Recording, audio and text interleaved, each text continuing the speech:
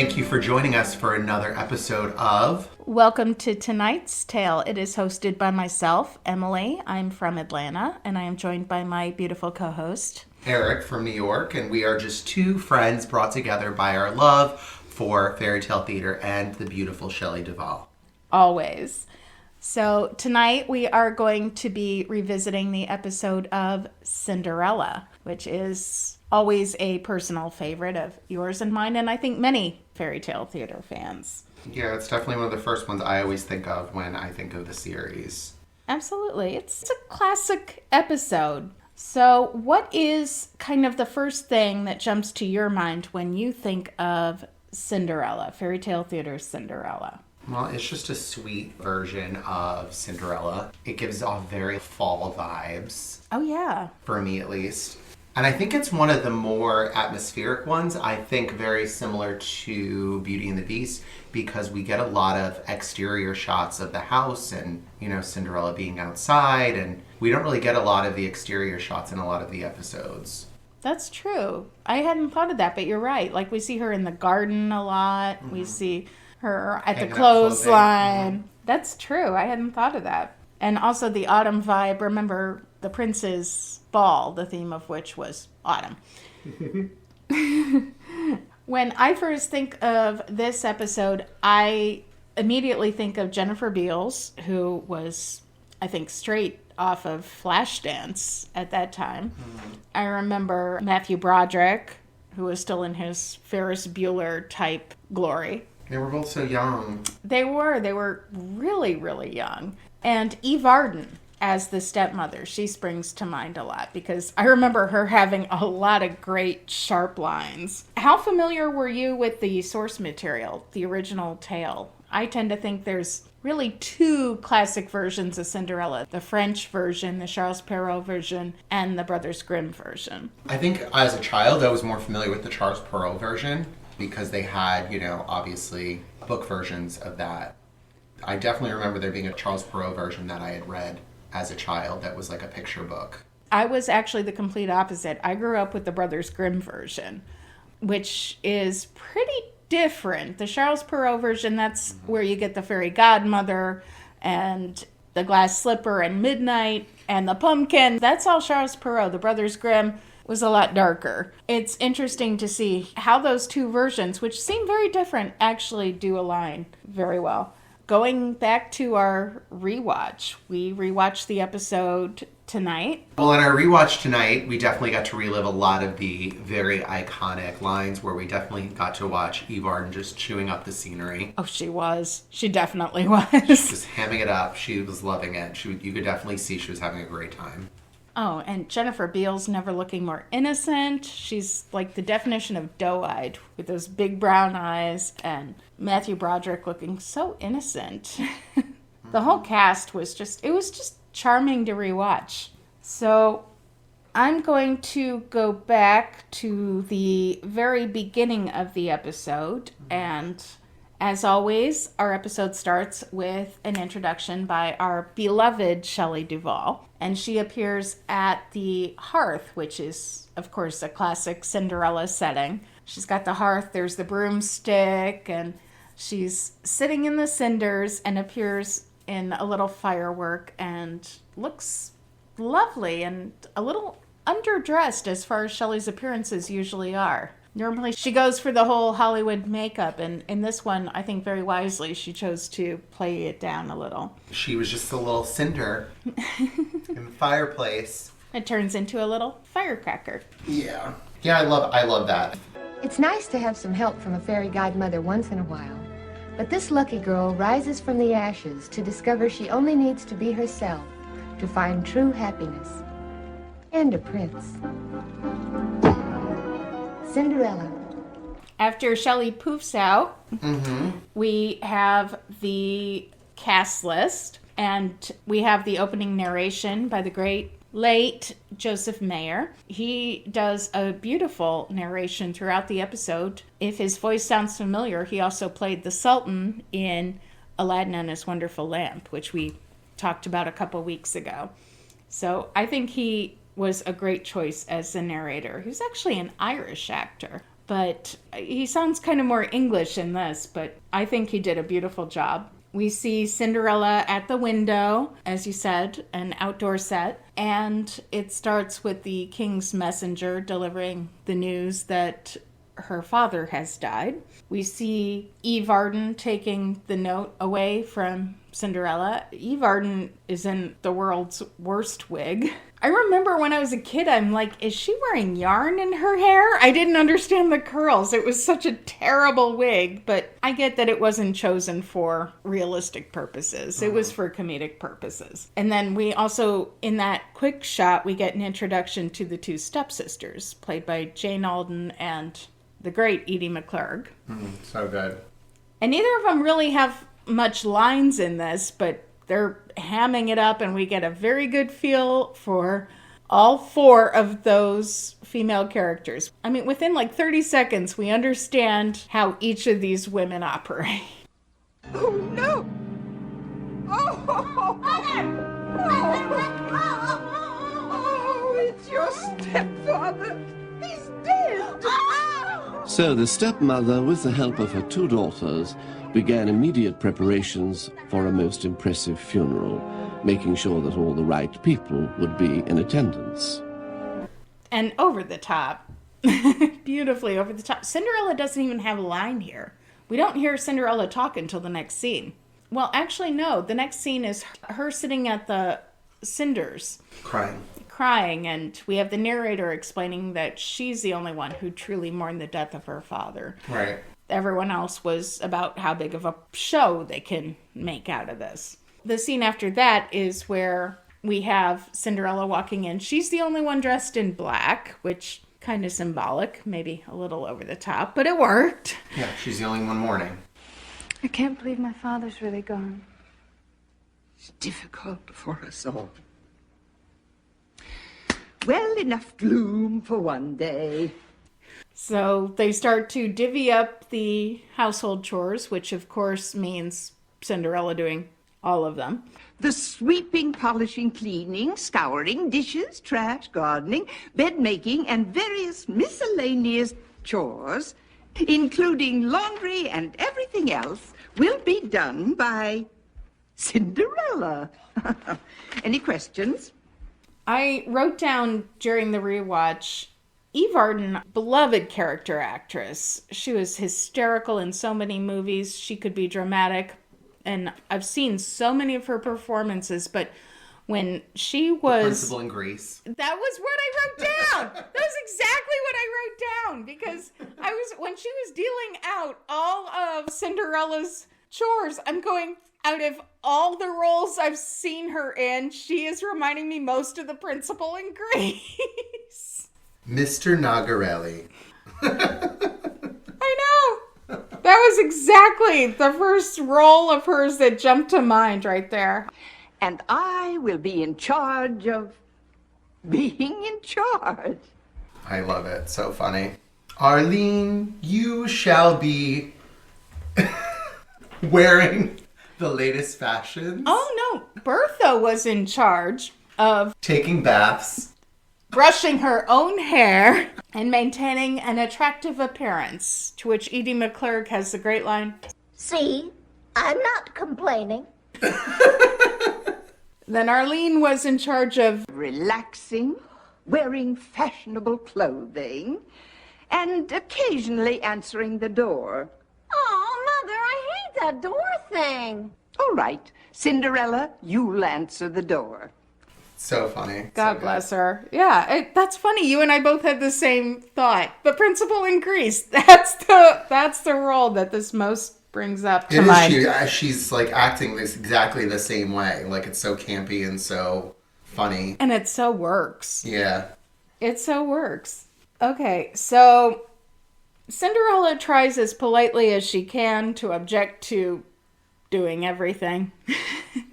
And that's when we have a great little monologue by Eve Arden. You see, nature has been very kind to you. You've been blessed with incredible beauty, a sweet disposition, and a loving heart. These are qualities that are totally absent from myself and my daughters. Therefore, in order to balance the scales of nature, which have been unfairly tipped in your favor, it is only right that we should treat you like dirt. Well, I'm not sure that I agree with that logic. Well, think of it as a good deed. You kiss up to us, we despise you, and everybody is happy. But I'm not happy. Splendid. We then cut to a montage of Cinderella doing all the work. She's scrubbing the chimney, she's polishing the stepsister's shoes, she's hanging up the laundry. She's got that makeshift, vacuum that she's pumping. I know. That's a very strange contraption that she was doing. She's blowing dust everywhere. Then we have, after that montage, we cut to the stepsisters painting the most absurd painting.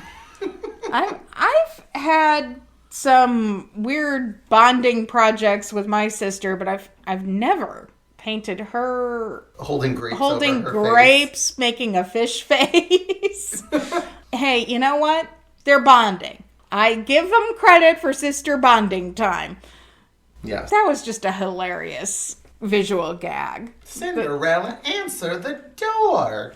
Poor Arlene had to stop painting her sister making a fish face at grapes and walk all the way across the room to answer the door. And behind the door we get the adorable Mark Blankfield in a cameo. Good day.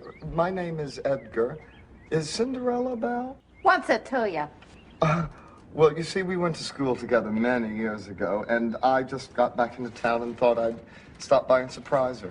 And he's charming and handsome, and He's there with flowers. he's there with flowers. He wanted to look her up, and I love this little addition. Cinderella did have a past. She did have men who were interested in her. You brought that up during our rewatch. Yeah, and it's almost like showing us that she is just being kept down by her stepsisters and stepmother by keeping her closed off from the world in that house, just keeping her there doing all the work and the housework and just making her feel like she's a dirty nothing every day. Exactly. And actually this character, I mean, first of all, it was a hilarious gag to have Mark Blankfield do that little cameo. And of course, we later see him again in a much bigger part in Jack and the Beanstalk. But anyway, it kind of does add some dimension to Cinderella's character. It's not that no one else appreciated her. It's that no one else could get to her. Yeah, she's not here. Yeah, she's dead. She died. It's horrible. It's and kudos to Mark because he plays it so straight. His jaw hits the floor. Oh, no. What a tragedy. I'm so sorry. Yeah. Well, we got over it. Bye. And slams the door. Always felt sorry for Edgar there. Always So felt sad. sorry for him. I don't know. What if Cinderella got with Edgar instead of the prince? What if that happened? He seemed to be a decent guy. She probably would have lived happily ever after with him too. Yep. Anyway, that was an interesting, and I swear I remember this. I don't remember it in the actual German fairy tale Aschenputtel, but I know that there is a version where stepsisters or someone is trying to keep the heroine away from suitors, and they just tell him she's dead. Might have been the original Beauty and the Beast. Maybe. The suitors would come back and they'd take the presents and just say she died. That's possible. That might be where that came from. I also wrote down about the costumes. So basically Cinderella's pink or purple. What would you call that, pink or purple? Pink. That was pink. Like a very dark pink. Oh, it was pink covered in Dirt. yeah. That's definitely a recycled costume from Little Red Riding Hood. Oh, yeah. That was the outfit that the wolf wears when he's trying to fool Little Red Riding Hood that he's actually the grandmother. I think the grandmother wore it too, but I think She did, yeah. I think who wore it better, Jennifer Beals or Malcolm McDowell? I think for different reasons. This one I'm going to give to Jennifer Beals, but Malcolm McDowell did make it his own. I'll give him that. And then we also see another recycled costume from the same episode. From the same episode. From Little Red Riding Hood is Mary's hood. Yeah, Her we Little Red Riding we Hood. see the Little Red Riding Hood. I think Arlene wears it to the Arlene wears ball. it to the ball as her like cape over her dress before she heads out. So I love that we see some of these costumes come back, which is... Now, before we have the stepsisters departing for the ball, we just had Edgar leave, and we have the advisor to the king, or Grand Duke. We're not quite sure what his title is, but he shows up to invite the stepsisters to the ball, and Edie McClurg has the classic line, Would you like something to drink? Perhaps some ham? I never understood that line when I was a kid. To this day, I still don't quite. Did she think ham was a drink? Tim Thomerson, he's the royal advisor. That's what they have him listed as. Royal advisor, okay. He's the second dude. He's the king's second dude, whatever you want to call him. He's looking real good. He was looking quite handsome and very clearly scared of the stepsisters, and because they're all over him. They're all on top over of him, yeah. and they're confusing drinks with ham, and I don't know.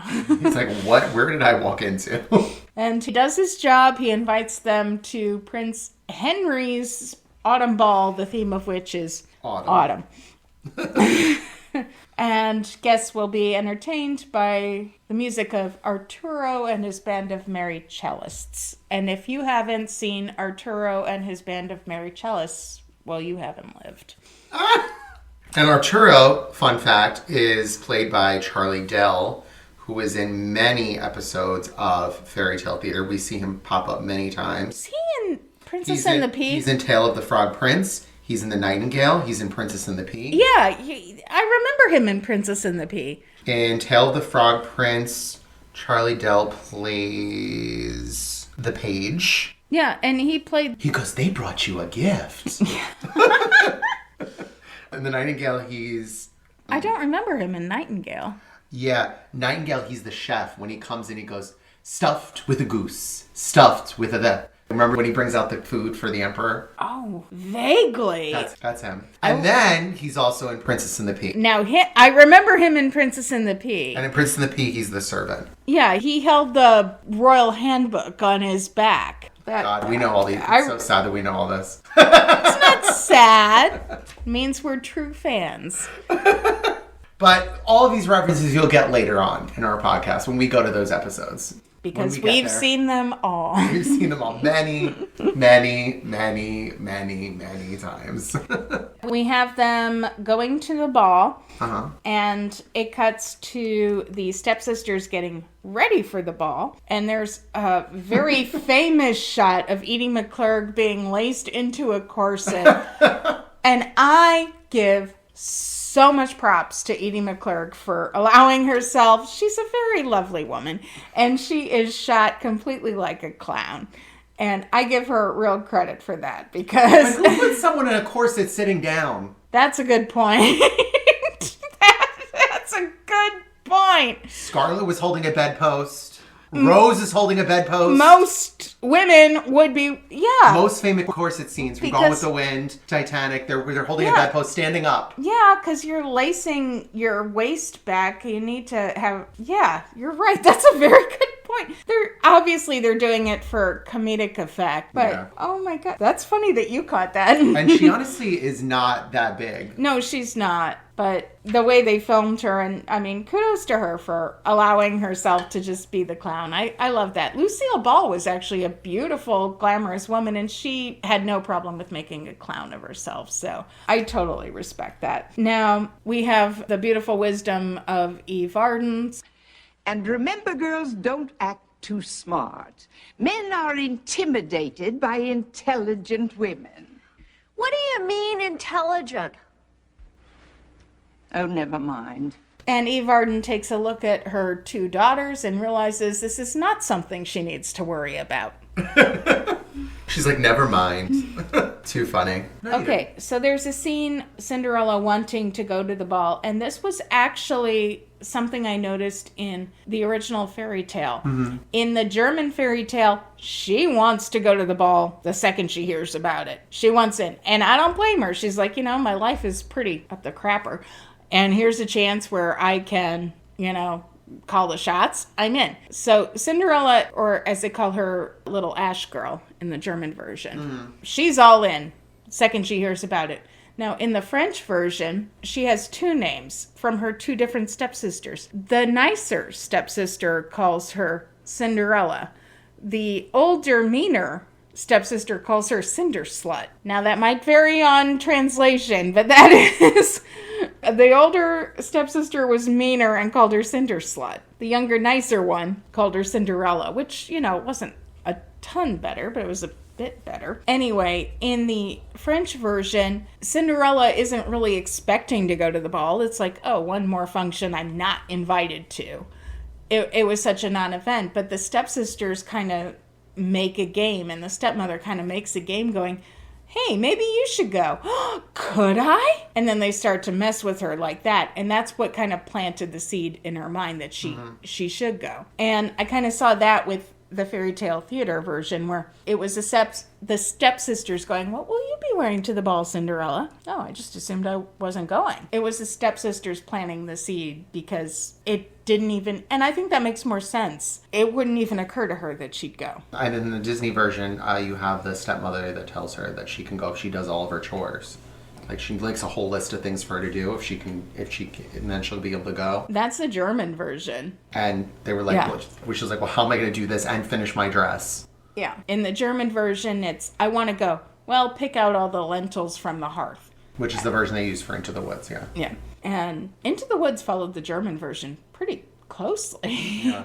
There's also a Czech version called Three Wishes for Cinderella that follows the German version very, very closely. Oh, I've seen one. I think I sent it to you. Mm-hmm. Anyways, it's more like the stepmother's just playing games with her because she wants to go and gives her all these impossible tasks, and then she does them and she still can't go. In the French version, she never expected to go until the stepsisters got the idea in her head. But you can go. Of course you can go. Right. And then even after that, she's still, in the French version, Cinderella's a little more practical. She's like, well, even if I got permission to go, what the heck would I wear? In the German version, she's like, oh, I'll do everything. And then my stepmother will love me and give me a dress, and it's denial. I think the German version is in denial. Well, I think the Disney version was even more sad because she ended up accomplishing everything. She did all the chores, and the mice made her the dress, and she comes down in her dress, and they just rip her dress to shreds. It's the worst. It's the worst of both. That for me is the saddest version. That's so sad. That, I don't know, even to this day I'll watch that scene and it breaks my heart. It's so sad. Oh yeah, and it's supposed to. It's like, oh, that's my bow. Oh, that's my sash. Fair. It's so not fair. It's so sad. Or Cinderella. Here's where we get to the classic part where the different versions change. Now, in the German version, how does Cinderella get to the ball? It's a tree planted on her mother's grave. Mm-hmm. And if you kind of read into it, it might be her mother's spirit. Yeah, pretty much. That brings her the dress. So she's done everything she can. Her stepmother still says, well, you got nothing to wear. And her stepmother and stepsisters take off. She goes, cries at her mother's grave, and the birds at the tree, well, don't even make her, just appear with it. Yeah. So you kind of get the impression that it was her mother's spirit that kind of just brought her the dress. And she's like, okay, cool. And she's got a dress, and she just hightails it off. There's no deal with the coach or anything. Maybe the prince lives next door. That's never quite explained. What about the slippers? Gold slippers in the German version. That her mother gives her, the tree. Yeah, the tree, the birds, however you want to interpret it. But the dress and gold slippers, not glass slippers, but they appear that way. Now, in the French version, and here's something that kind of bothers me about every movie version, including Faerie Tale Theatre, that follows the French version. Cinderella seems surprised that she has a fairy godmother. Was this kept a secret from her? Because in the fairy tale, it's just, no, her godmother showed up and was like, hey, chick, what you doing tonight? Oh, you want to go? Oh, I can help you because I'm a fairy. But she knew her godmother was around the whole time. Interesting. She didn't just magically appear that one night. She was kind of always in the picture. And Cinderella knew she was a fairy, but it kind of seemed like she was, yeah, she's my godmother and she's a fairy, but she kind of wants me to solve my own problems kind of deal, which I respect, because I always thought fairy godmother appearing out of thin air that's never been around your whole life, I always thought weak plot device, but when I read the fairy tale, it makes a little more sense, going, oh no, she was always kind of around. That's interesting. Because, yeah, that is a good point. She always seems shocked. Who are you? Honey, I'm your fairy godmother. Didn't you see me poof next to you? I didn't know I had a fairy godmother. Oh, most people don't. You see, we keep a very low profile.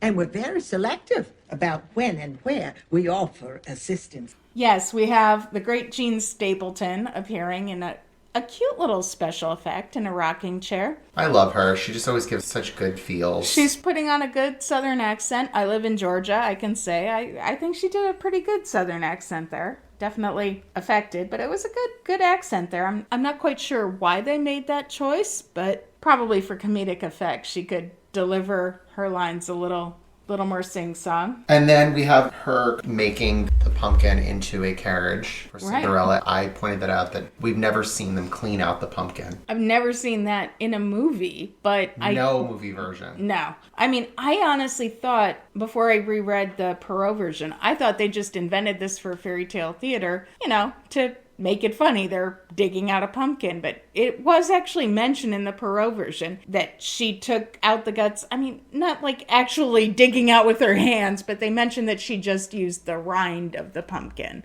So someone at Faerie Tale Theatre went, oh, that might be a cute little scene, a little bonding moment for Cinderella and her godmother. It was also comedic because Jean Stapleton's like, do you want all those stringy things? And do you want giant seeds in your carriage? She brings up a good point, And it's like, oh, that's like good imagery. I don't want that. That's kind of gross. That's good Southern logic for you. That's why she's a Southerner right there. Too funny. Also, that conversation between Cinderella and the godmother, that gives a little exposition and a little insight into Cinderella's character, because she's talking about her stepmother and stepsisters, but she's very forgiving about them. Mm-hmm. This is another departure between the French and German fairy tales. In the German fairy tale, she resents them for what she's done. She's not necessarily bitter, but she's not forgiving. In the French version, she's very forgiving. And Jennifer Beals has this line, says, I don't know, maybe they can't help the way that they are. That's very forgiving, very empathetic, and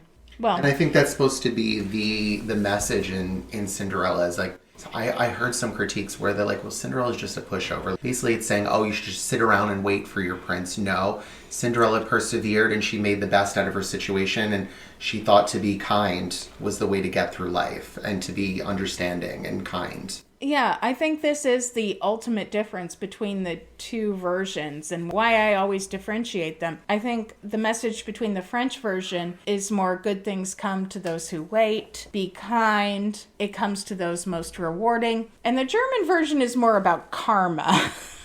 I think the German version is more about if you're good, you get good. If you're bad, you get bad. Maybe I identify more with the German version. Yeah. But the French version is much more forgiving. And clearly Jennifer Beals' performance here is more based on the forgiving and the good things come to those who wait. It's more focused on Cinderella and how she's such an ultimately good person that even when people are treating her like dirt, and say they're treating her like dirt, she still doesn't hate them. She just kind of forgives Whereas them. Other people would. Yeah, definitely feel resentment and hate. We do get them cleaning out the pumpkin, and she turns the pumpkin into the coach with very cheesy 80s special effects. The coach with no doors? That coach, I made a note. And I'm a like, chair? First of all, how 80s with the twinkle lights, and I really don't understand. She has this. a chair. I don't understand this coach. I had more exotic floats when I put together Homecoming in high school. And it's a lawn chair on a wagon with twinkle lights. Yeah. I mean, it's a very low budget carriage. It's dangerous, okay? I was worried about her. It moved. Oh, it moved too. I know. I'm like, did they anchor that down? I felt bad for Jennifer Beals because I mean, they wouldn't let us get away with that in Homecoming in 1999. Well, granted, you also probably had a pickup truck pulling it. Not going that much faster. It didn't look safe. I was worried about her, okay? I wasn't worried about her. Well, before she even gets in that carriage, let's talk about that dress. Dress number 1 for the first ball. Oh, my goodness. Good That point. yellow dress. Well, it's not yellow. It's ivory. It's ugly. It is ugly. With the poof sleeves. How 80s. And the gold decor. It was. I get what they were trying to do. They were trying to do little leaf decors because it was all autumn themed. No. No, I agree with you. I'm going, that is the ugliest. And then she had this little, like, yarmulke made out of, like... like, made out of flowers. Like, what was going on? That's true. It was so bad. It didn't make sense. It was ugly. It was very 80s poof sleeves. And then I love that. So with 80s. That dress, with the ugly dress, one of the stepsisters comes up to her and is like, oh my God, where'd you get this dress? Yeah, where? At the dumpster? That's what I was wondering. Awful. Horrendous. I love your dress. How do you love her dress? Are you blind? She got it from Molly Ringwald's garage sale with And they painted some gold leaves on it with a stencil. So 80s. And I love you, Molly Ringwald. Even Molly Ringwald would agree 80s wasn't the best fashion moment. But yeah, that was not the dress. And then let's talk about when Henry meets Cinderella. Well, actually, let's pause about the name Henry here because... Oh, you pointed this out. Yes, this aired in 1985. Now, we all call him Prince Harry, but his real name is, of course, Prince Henry. Mm-hmm. So I'm pretty sure that Prince Henry was named after Prince Harry, same as Rapunzel's prince in Faerie Tale Theatre. They were both named Prince Henry shortly after Prince Harry was born in 1984. And this has been a common theme. Prince Philip in Sleeping Beauty, Disney's Sleeping Beauty, was about 7 years after Prince Philip married Queen Elizabeth. Oh, okay. So it does seem to be a very common the 60s, thing. Right? The 60s that Sleeping Beauty came out? Disney's Sleeping Beauty came out in 1959. Okay. Queen Elizabeth was 1952. We talked about how it was a little bit awkward, them meeting, because Matthew Broderick looks so much shorter in comparison to Jennifer Beals. Yeah, actually, Jennifer Beals looks a couple inches taller than Matthew Broderick, and I don't think she is. I think they're the same height. Yeah. But for some reason, they decided to put her in high heels over him, which, now, don't get me wrong. I have no objections with a girl being taller than a boy. None at all. But when you're going for that romantic, classic fairy tale shot of the prince dancing with the princess, I don't really think you should intentionally make her taller than the prince. No. You don't need to necessarily make him taller with lifts either. You could just put her in ballet flats. Yeah, they don't show her shoes until she's back in her rags. They never show her. The only time they showed her shoes was when she put them on. Right. And that whole scene, she doesn't lose them in the first ball. So she could have very well been in ballet flats because she had a gown that reached the floor. Yeah. So it made no sense. It made zero sense. There was no reason to actually make her taller than her And you could also put prince. him in a little lift. I've worn them at times. It's okay. You need a lift sometimes. Sometimes you can have like a little heel on your dress shoe, gentlemen. It's okay. And sometimes... And Matthew Broderick needs it. He's only 5'8". So... Well, and sometimes girls who are taller will go in ballet flats. Actually, a great example would be Nicole Kidman. When she was married to Tom Cruise, she would only go out in flats. Why not just let them be the same height? Because when they're at the fountain later on in the episode, sitting, they're at the same height when they're kissing. And that looked extremely natural and beautiful. But them dancing... Awkward. It did look a bit awkward. It did. I mean, put the ugly 80s dress aside. The fact that he's shorter than her. Because he's leading her. It looks just awkward. It just, it kind of takes you out of the moment a little bit. It takes you out of the fairy tale for a moment. Now, we do have, during the ball scene, we have the stepsisters run up. And they're going, oh, what a gorgeous dress, and we should be friends. They're on drugs. That was awful. Well, it was obviously done... Something good in that punch. It was done for comedic effect, but in the original fairy tale, it was actually the opposite way. It was Cinderella went out of her way to talk to her stepsisters to bring them, I think it was lemons and oranges that the prince had given her. She wanted to share them with her stepsisters who, when you think about it, were the only other people she knew at that dance. Even though they didn't know her, she knew them. So she kind of went out of her way to be nice to them. And they're like, oh, the princess is being nice to me. It again goes to the French version, which is Cinderella wants to be friends with everyone, even if they have not been nice to her. She's a total angel. You know something? You could come over to our house and visit sometime. Yeah, we could get to be best friends. That would be nice. And you could come too. Of course. Most obnoxious woman I've ever met. Oh, let's go tell Mother. He calls them obnoxious. He goes, those are the most terrifying women I've ever seen in my life. Yeah. We get a cute little moment from a bit actor playing Alfred. Oh, God, love that. Clearly doing a Ted Danson Cheers type vibe. Like drunk last call kind of character. No, but his hair and the way he was walking, I totally got early Ted Danson. David McCharron? Okay. He was in Popeye with... Oh, that with Shelley Shelley and Robin and... Hello, lonely maiden? Quite a bash, huh? Name's Alfred. I'm very famous. Can I help you? Nah. Oh, she's with you. Oh, I didn't know. Disappear, Alfred. Okay. He was wonderful in that little bit part. Quite a few of her episodes, she brought him in, I guess. Yeah, I thought he was in a couple Fairy Tale Theatre episodes. But we're going to keep an eye for David McCharron. And he's been actually in 9 episodes altogether. So he was in The Prince and the Pea, Thumbelina, The Boy Left Home, Snow Queen, Puss in Boots, Princess Who Never Laughed, Dancing Princesses. He's been in quite a few.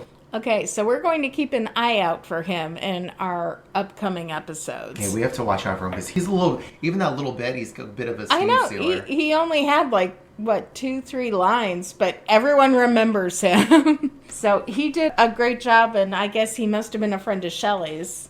I normally don't recognize bit players, but this guy, for his, 3 lines, we both remember, we're talking about him almost 40 years later, so... Kudos to you.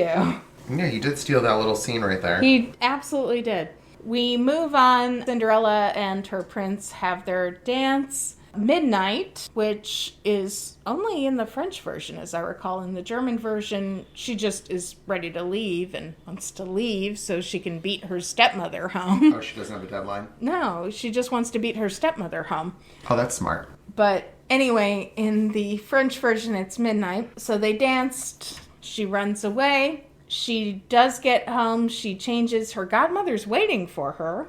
And she wants to know the tea. She wants to be like, what happened? Exactly. And I love Cinderella's response because she sounded just like me when I was in high school. And she has this great... Oh, fairy godmother, I had the most wonderful night of my life. Well, don't just stand there swoon and tell me all about it. Well, I walked in, and everyone stopped and stared at me. And the prince, he was so handsome. And he was by my side all night. And we danced, and we talked, and we had melon balls. And I really liked the prince a lot. A lot of how Cinderella is written is like she's a high school girl. It's very much first love. Because I think she's supposed to be. She's supposed to be like a teenager, right? Yes, exactly. This has actually come up a couple of times with Fairy Tale Theatre. The actors were much older than the characters they portrayed, and sometimes it comes across, some people say a little ridiculous, but I'd say it's kind of charming. But yes, Jennifer Beals was clearly in her mid-20s, and she's playing about 16. That kind of works. It makes more sense once you see Dennis Christopher as Jack and the Beanstalk or Tatum O'Neal as Goldilocks, and they're playing much younger than they really were. Yeah, but this works. It does work. It's just... She's got that whole, innocence about her. That's how... It's kind of how Fairy Tale Theater went. They just cast the adult actors and had them act younger. I don't remember them casting children outside of Hansel and Gretel. No.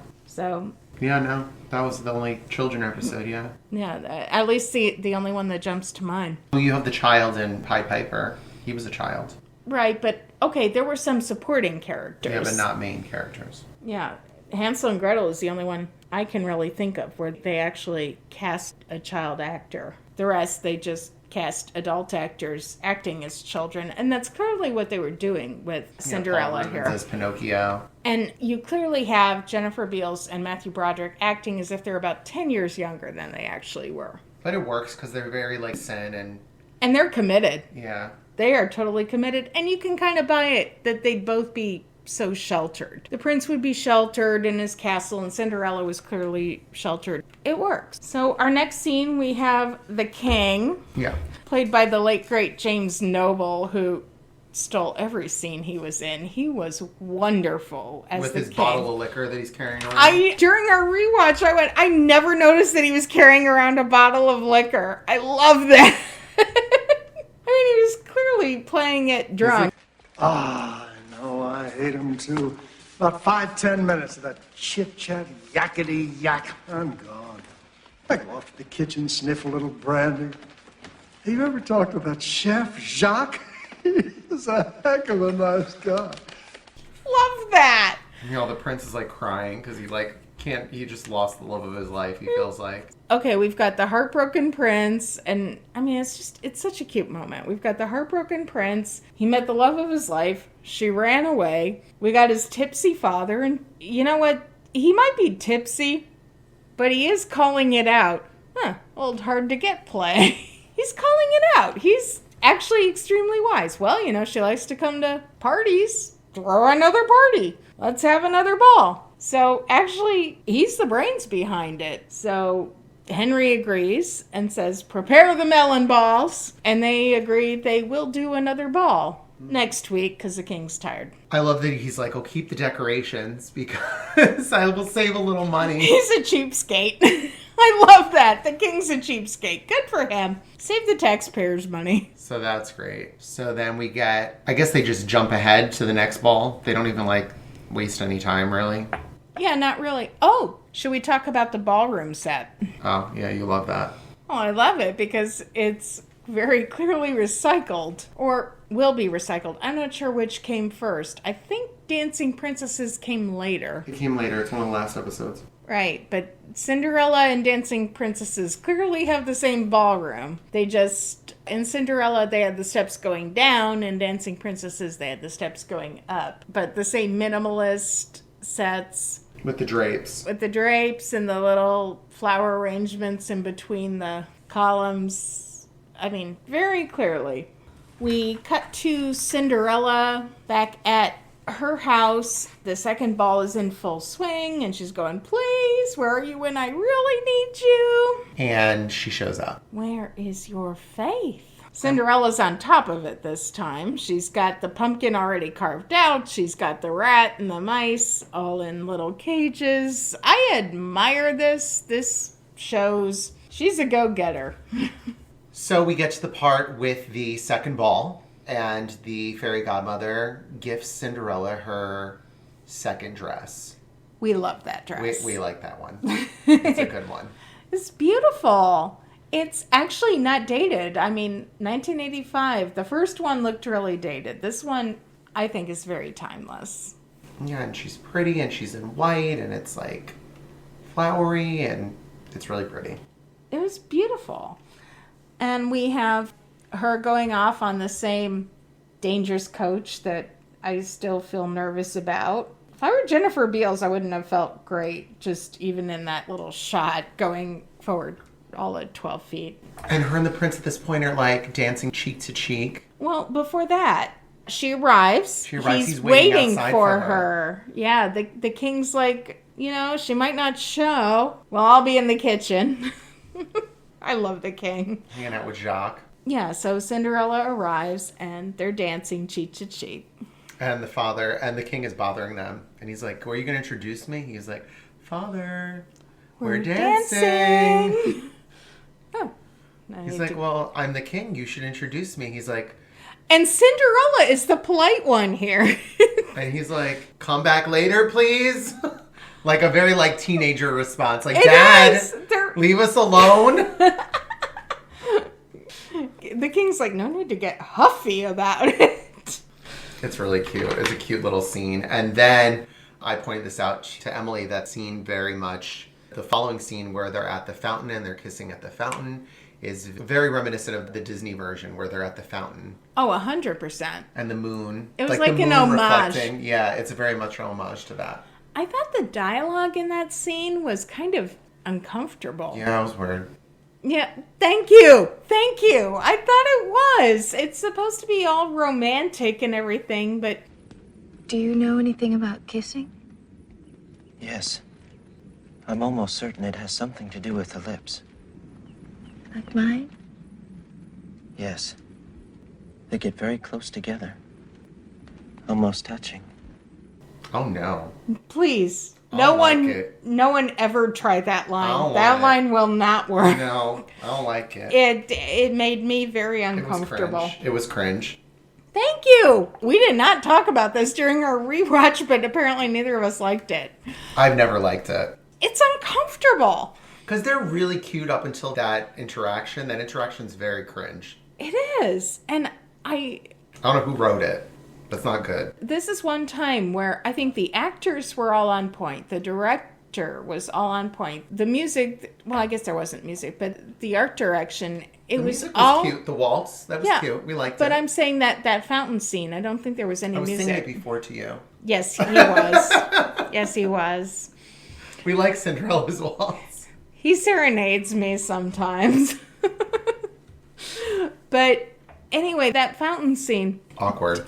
I just have Cringe. to lie that at the hands of the scriptwriter because it just seemed very juvenile dialogue, but even juvenile, I didn't talk that way when I was 16. I never said, do you know anything about kissing? It's just weird. It sounds like someone who's 45 thinks that's how 15-year-olds talk. And no, they don't. That's not how they talk. I think they were trying to He's make like, him... how was that? And she's like, it was nice. It was weird. No, please don't. It was uncomfortable. I'm uncomfortable. And... I don't think it's cute. It's not. It was all directed to be charming and shy, but you know what? They should have just removed all the dialogue. Because the setting was there. The actors were there. It was... The fountain, the moon, just had them kiss and... Exactly. Call it a night and then she's leaving. Maybe add a little music in the background. That's how I would have done it. Yeah, the dialogue kind of actually takes me out of the moment. I hated it.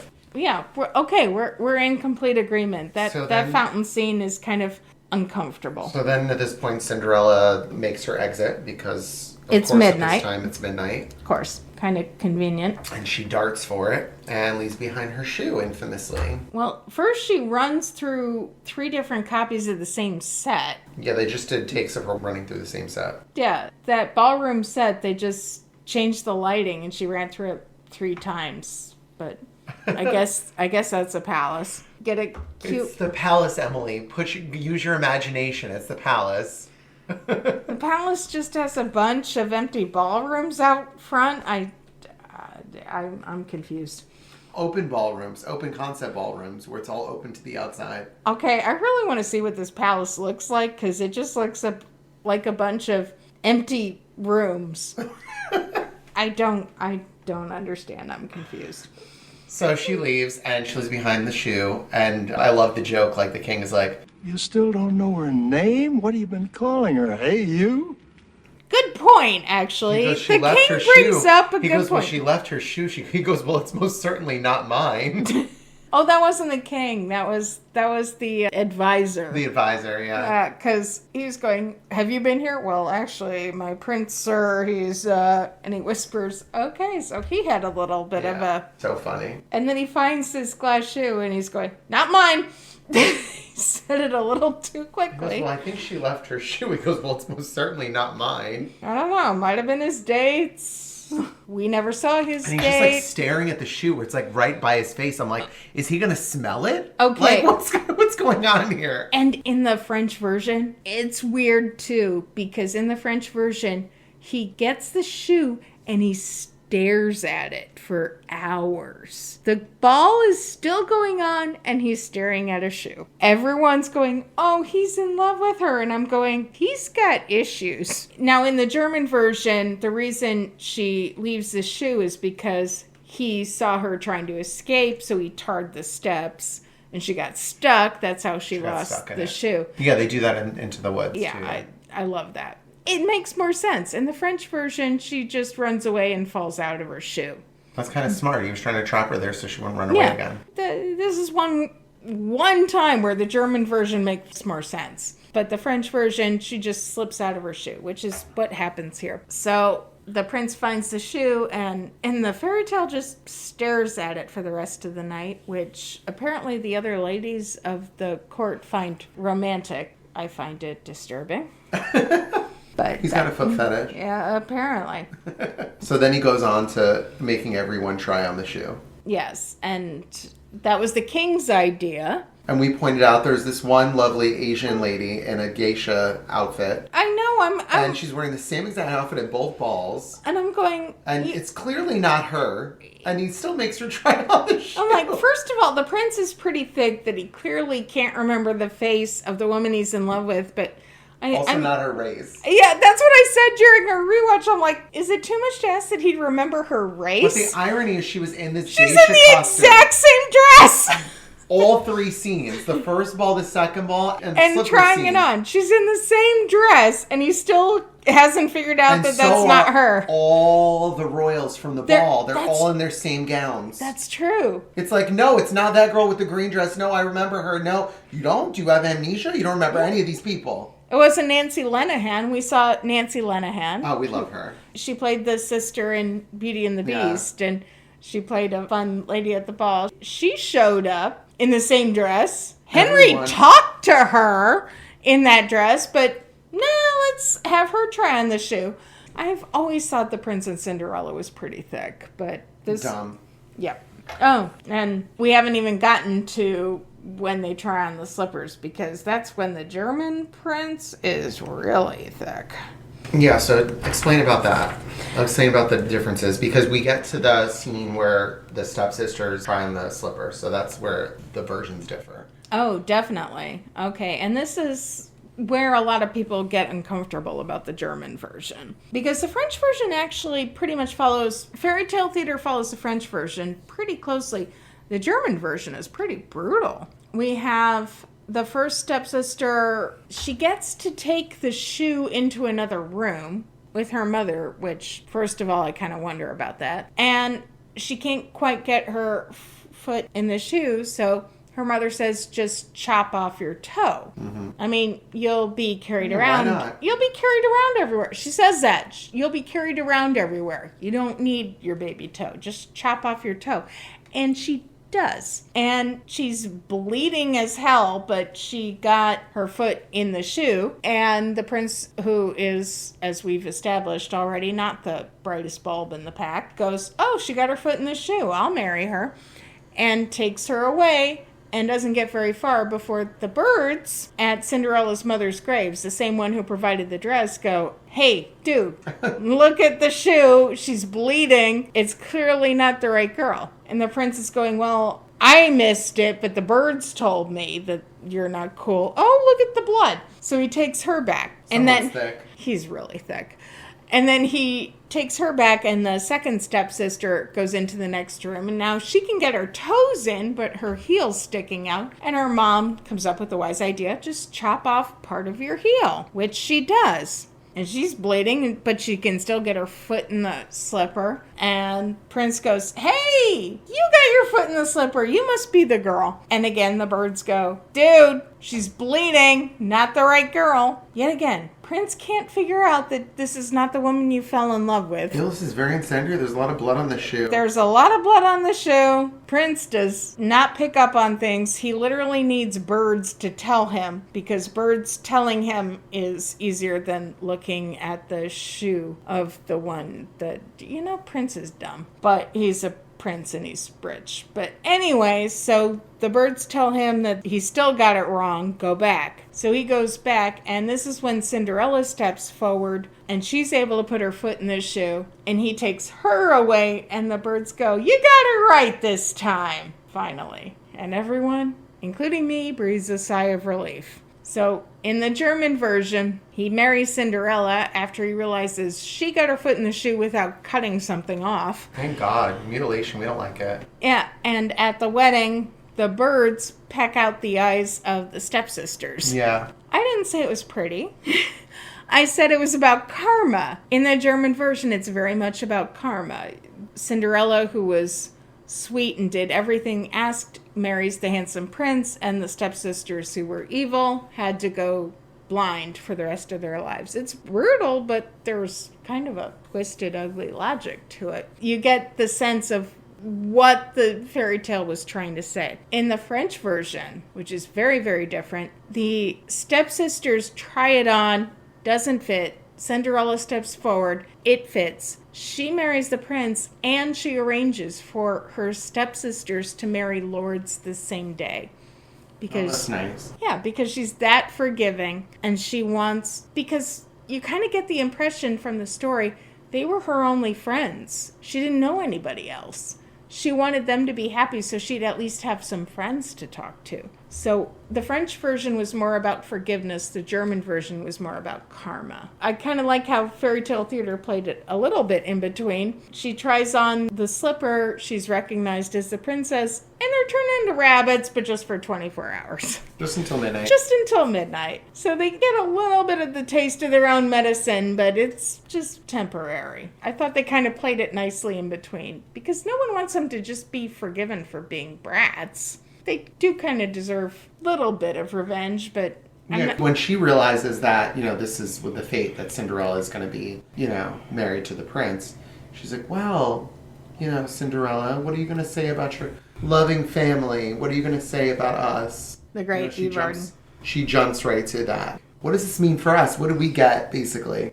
Yeah, I think that's probably why people find the French version very unsatisfying, because it's kind of human nature to say, you treated me like dirt. I don't particularly want to reward you for it. You kind of want to give them a little bit of a taste of their own medicine. So, which I loved Ever After, because she sends them off to be working as, cleaning people that clean laundry. That's what she does for them. There's so many different versions.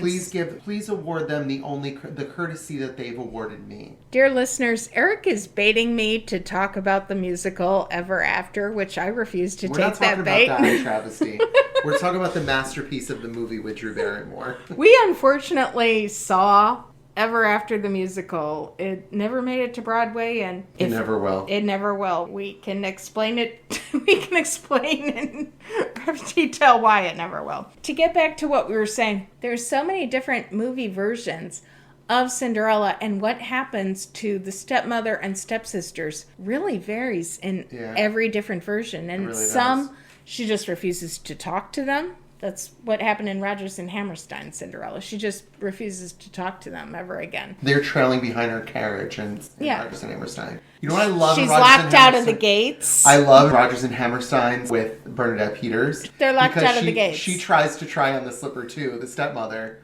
And they look at her like, are you kidding? By the great Bernadette Peters, who was our Sleeping Beauty. We love Bernadette Peters in Rodgers and Hammerstein's Cinderella. We love Bernadette Peters, full stop. Yeah, she's the best. But anyways, it's interesting to see how all the different live action versions, even the cartoon versions, have treated how the stepmother and stepsisters were treated after Cinderella married the prince. Because not many go as far as Brothers Grimm. Into the Woods went that far, where they were blind. And then they were carrying around canes with glasses. It was hysterical.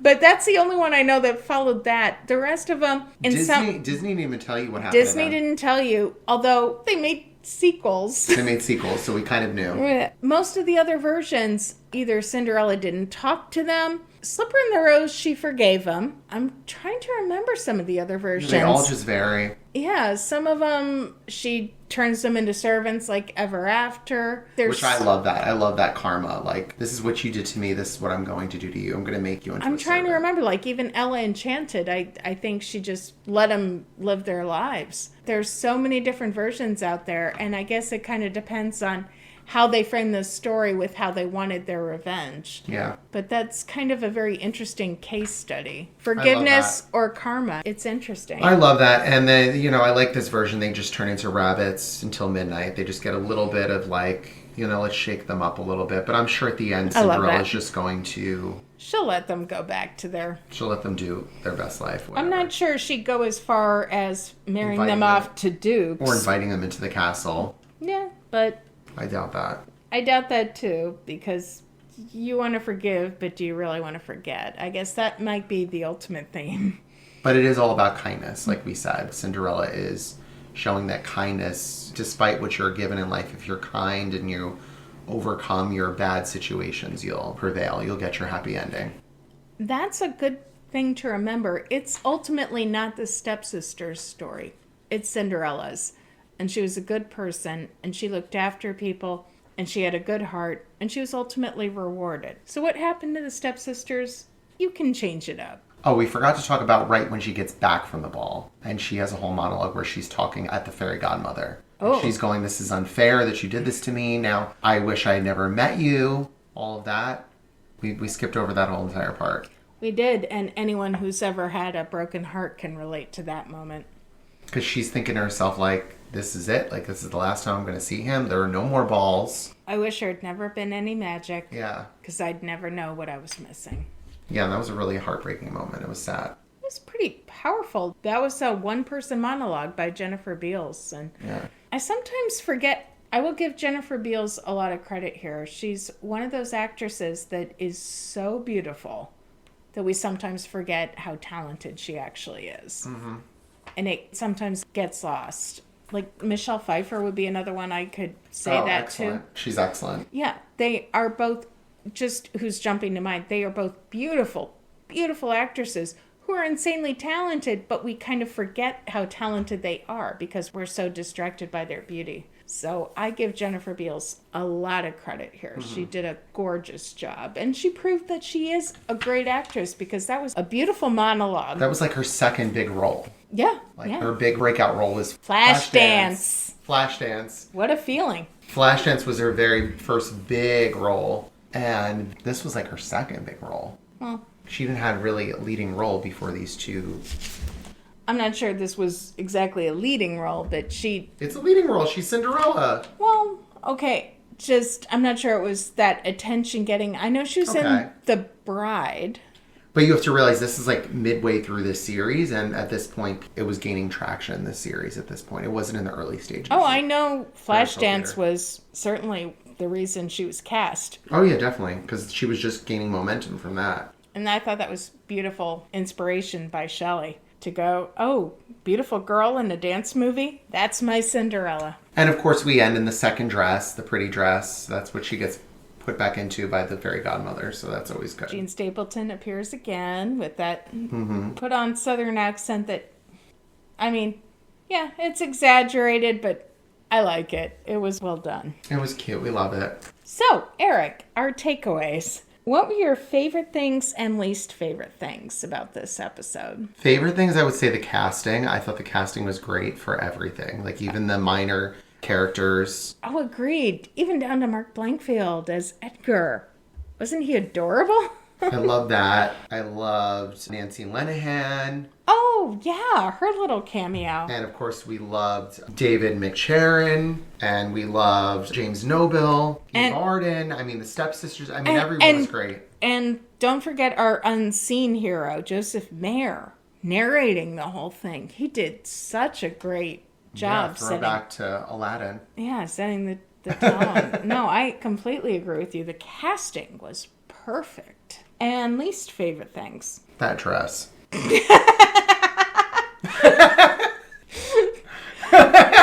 I will see your dress and I'll raise you the carriage. Turn it. God, that Can we put it in the fireworks that they used? Oh Can my we use God. it, put it in the pyrotechnics? And to be clear, we're talking about dress night 1. Dress night 1. Because we both loved dress night 2. Dress night 2 was great. That yellow dress, I want to throw it away. It was ivory. It's trash. I want to throw it away. I hate it so much. If I'm saying least favorite thing, no pausing. It's that dress. See, I hate the dress with you. I'm right there with you, but the carriage it's just... Oh, you hate the carriage? It's a lawn chair. It's not a lawn chair. It's like your grandma's dining room chair. It's a lawn chair on a tractor bed with twinkle lights. It's wild. It's wild. I agree And you know what's the wildest thing about it, though? Is that in Puss in Boots, Princess Lavinia, she's like in a real carriage. You're right. Like a real carriage. Like a golden carriage. Like it's not a fake carriage, it's a real carriage with doors. They're like looking out the windows. You're right. You're absolutely right. They couldn't use that one? Because they recycled a lot of things. Oh, gosh. I don't understand. I have questions. I don't understand. We'll call Shelley and ask. Shelley, why? And if I know Shelley, she'll probably go, really? That's your question. What was your favorite thing?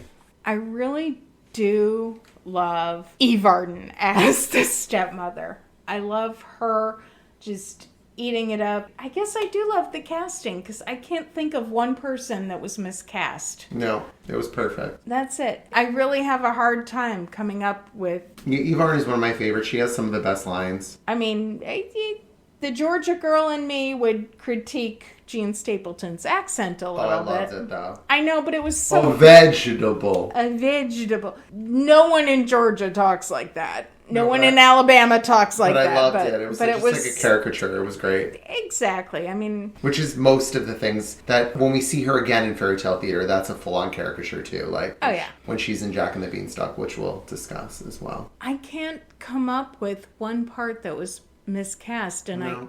you know what? I'll say this. I love how all the bit parts were cast. I love James Noble. I love Tim Thomerson. I love David McCharron. I love Mark Blankfield showing up as Edgar. There were so many cute little... Another Jack and the Beanstalk throwback. Yeah, but he knows I hate Jack and the Beanstalk. But I just love how all the little bit parts were able to shine. I mean... Yeah, everyone had a moment. 3 lines, 4 lines. They were able to just shine. That might be my favorite part. How would you rate this episode on a scale of 1 to 10? I would say an 8.5 out of 10. Oh, that's high. Yeah, that's very high. It's probably one of my favorite ones. It's one of the ones I look on very fondly. I don't know. It's just a feel-good one. It's one of like the iconic ones I feel like from Faerie Tale Theatre, like you think of. It is iconic. I'll agree with you on that. What stops me from rating it that high is that awkward as hell fountain scene. Well, I would have rated it higher if it wasn't for that scene. Yeah. It would be like a 9. I'm at like a 7. Yeah, I'll call it a 7 because Cinderella to me should be extremely romantic. And I really don't feel the romance between Jennifer Beals and Matthew Broderick. And that's no criticism on the actors. None. They were both totally committed. I think the direction was there. It was the script, and it was all the clunky dialogue. Yeah, it was awkward. And then they made her taller than him. It should have been a lot more romantic. And I'll contrast that with Dancing Princesses, which was pretty much shot on the same sets, let's be honest. Dancing Princesses, you had chemistry like crazy with Peter Weller and Leslie Ann Warren. I just didn't get it from Jennifer Beals and Matthew Broderick. And I'm not saying they were miscast. I think they were both beautifully cast. I think that was the script. I think that was a real weakness in the script. They tried to make them too young, and it came across as awkward and uncomfortable. So that's my issue with it. Yeah, I agree. So what's your takeaway from this? Is there anything you intend to learn more about? Anything you learned more about when we were doing this? Did the episode have any special message or meaning for you? Was there a theme?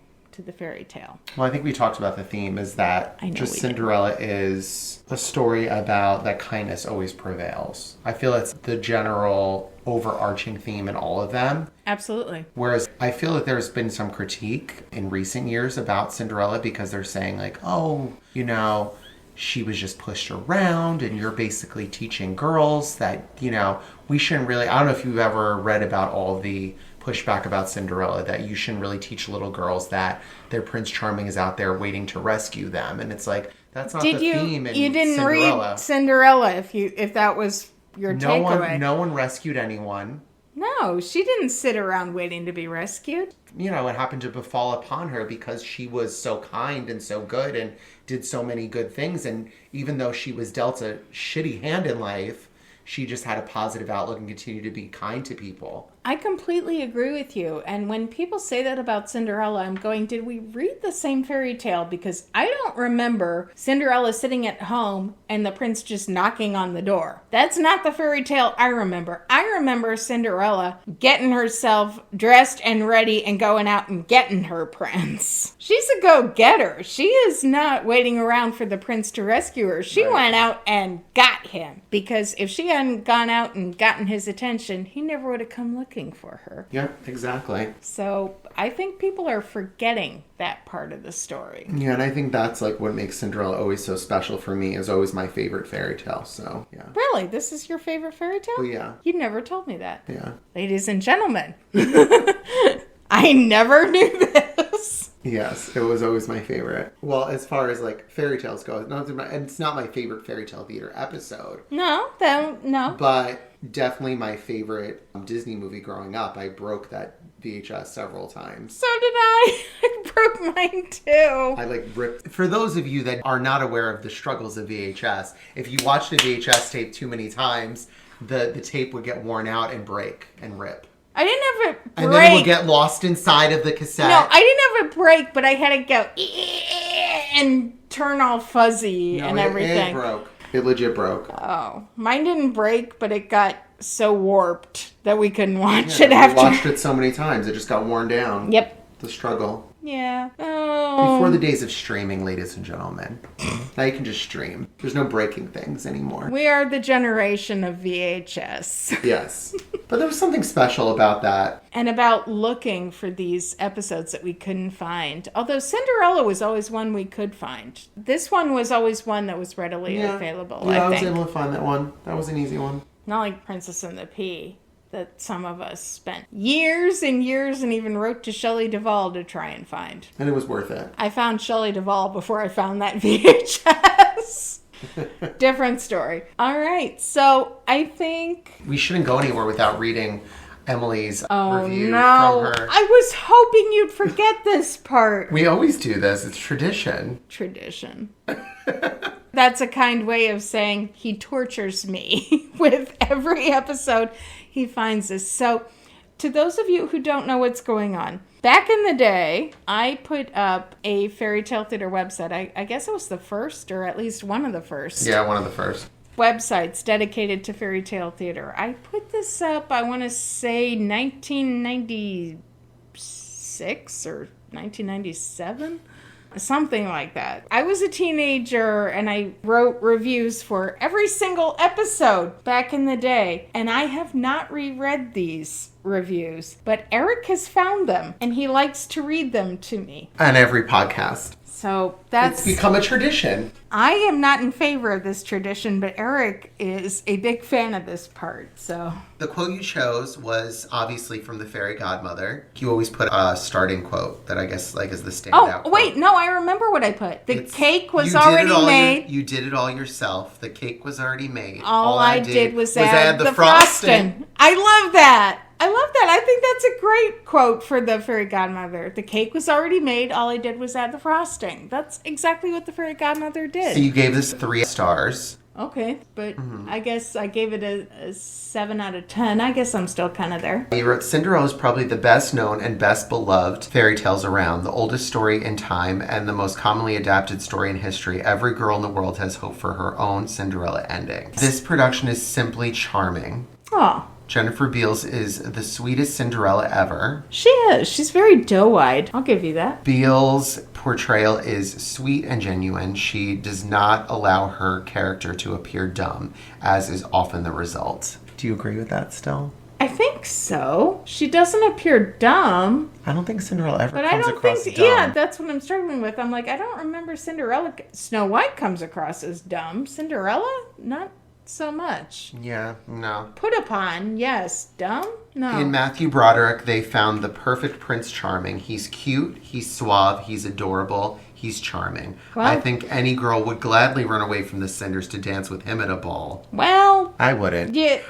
This production also benefits from having great comic supports. Jean Stapleton's Southern Lady Fairy Godmother and Eve Arden's crabby stepmother are the real scene stealers here.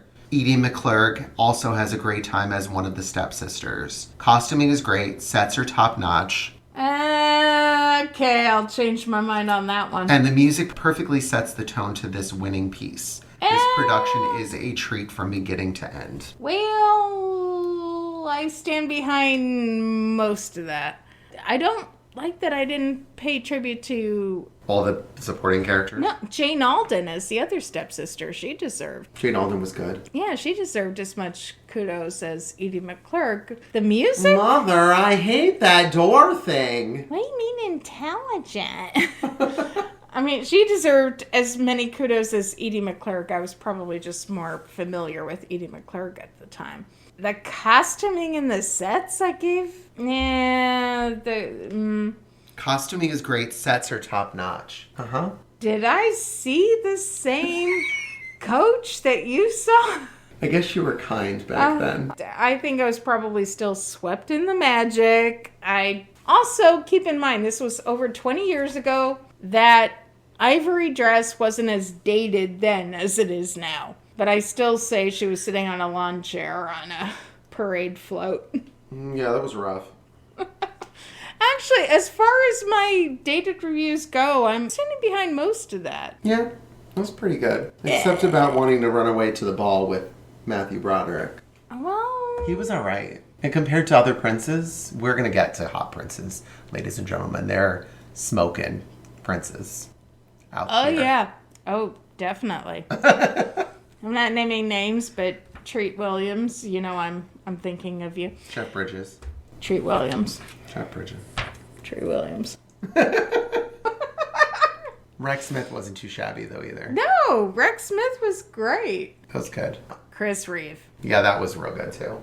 And Shelley loved to put them all in tights, so we love that. And she talked him into it. So, this has been our review of Cinderella. Thank you for joining us for Welcome to Tonight's Tale and our review of Cinderella. Again, my name is Emily.